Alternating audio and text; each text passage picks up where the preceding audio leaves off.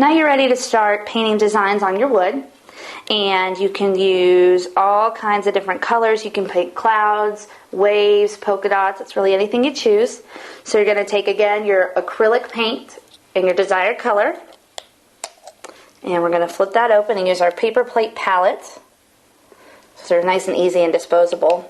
We're giving ourselves about a quarter-size drop of paint on our plate. And you want a small artist brush.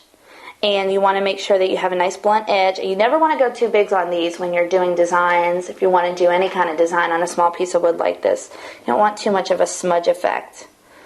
So we're going to dab that in, and I'm just going to do some really cute polka dots around this rim, and I'm just going to touch it and release, and push down and release, and keep going.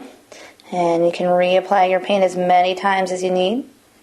You can do multiple colors overlapping.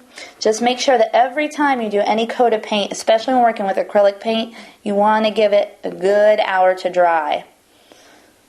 That way you don't have colors mixing together and you actually have overlapping colors. If you use a few of these, you don't want to make red when you're just trying to have a little different bit of color showing through. I'm just going to continue all the way around. And there's no limit to how many of little designs you can do with your paints.